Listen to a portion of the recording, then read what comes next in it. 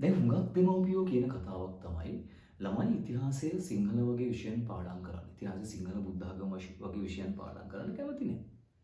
ගුරුරුත් කරන චෝදනාවක් තමයි. දැන් පහුගිය දවසක අපි අර ඉතිහාසයේ ගුරු වැඩමුළුවක් තියලා ඒ වෙලාවෙත් ගුරුවරු හුඟක් දෙනෙක් කිව්වේ ළමයි ඉතිහාසය පාඩම් කරන්න කැමති නැහැ. සිංහල පාඩම් කරන්න කැමති නැහැ.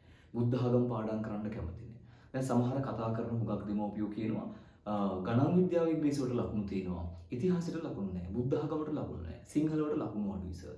හැබැයි ඉංග්‍රීසි විද්‍යාව ගණිතයට නම් ලකුණු තියෙනවා. දැන් අපි පුංචි කාලේ අපිට මතකයි අපේ ගණන් ඉංග්‍රීසි විද්‍යාවට ලකුණු නැහැ. හැබැයි බුද්ධ ආගම සිංහල ඉතිහාසය වගේ විෂයන්ට කොහොම හරි අපි ලකුණු ගන්නවා. හරිද? දැන් මේ ප්‍රශ්නෙට වග කියන්න ඕනේ දෙමව්පියෝ.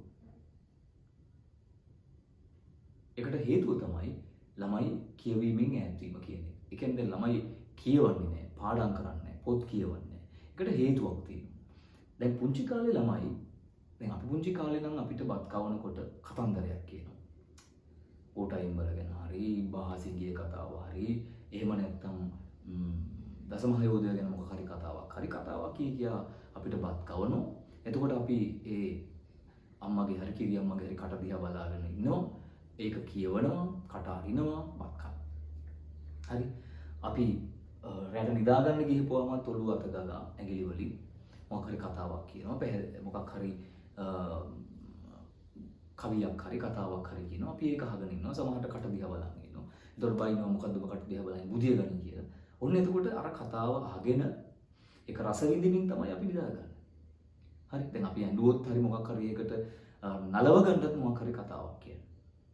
හරි. ඒතකොට අපි කතා ඇසීම සහ කතා කියලා දිහා බලාගෙන ඉඳීම කියන එක ඒ කාලේ කරා. ඒතකොට ඒක මනසට වැටෙනවා. ඒතකොට පොත් කියවීම හරි කතන්දර කියවීම හරි කතන්දර ඇසීම හරි කියන එකට අපි හරි ප්‍රියයි. ඒක පුංචි කාලේ ඉඳලා මනසට දාපු දෙයක්. අපි පුංචි කාලේ පොත් කියවන්න පුරුදු වුණා. ලොකු වුණාම ඒක දිගටම එනවා. හරි දැන් වෙලා තියෙන ප්‍රශ්නේ තමයි දැන් ළමයින්ට බත් කවන්න ගිහපුවම ෆෝන් එක දාලා දෙන්න.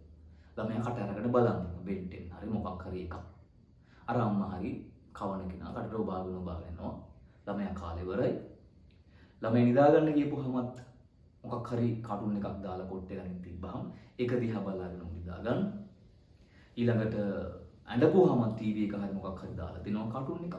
එතකොට ළමයින්ට ඇසීම සහ ඒ රස විඳීම කියන එක ඇත්තේම නැහැ. ඉතින් ළමයි එහෙම කියවීමට පුරුදු නැහැ.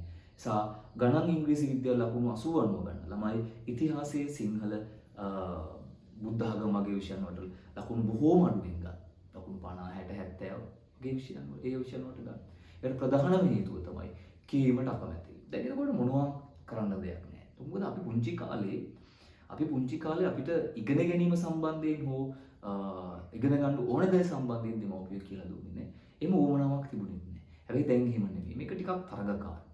නිසා දැන් අපිට සිද්ධ වෙනවා ඒ වෙනුවෙන් කැපකිරීමක් කරන්න. ඒකට දෙමව්පියන්ට සිද්ධ වෙනවා ළමයි මේ කියීමට හුරු කරනවා. එතකොට බුද්ධ ආගම ඉතිහාසය සිංහල වගේ විෂයන් එක්කෝ දෙමව්පියෝ කියවන්න ඕනේ දරුවන්ට අහගෙන ඉන්න. එහෙම නැත්නම් දරුවන්ට කියවන්න කියලා අහගෙන ඉන්න ඕනේ.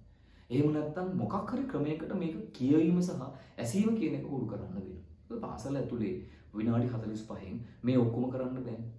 ඒක ළමයි ගෙදර කියවගෙන ආපු නැති වුනහම දැන් පාසල තුල පාඩම කියලා දෙන්නයි කියවීම හුරු කරන්නයි ඔක්කොම කරන්න බෑනේ. නේද? ඒකට අපිට සිද්ධ වෙනවා පාසල් පන්ති කාමරය තුල විෂය උගන්වගෙන යන්න. ඉතින් බාහිරව කියවීම සහ ඒ ගැන අධ්‍යයනය කිරීමට හුරු කිරීම දෙමව්පියෝ යුතුයකම. ඒකට පොත් කියවන්න හුරු කරන එක ඒක පුංචි කාලේ ඉඳලා කරන්න ඕන දෙයක්. නිසා ලොකු වුණාම බලහත්කාරයෙන් කරන්න පුළුවන්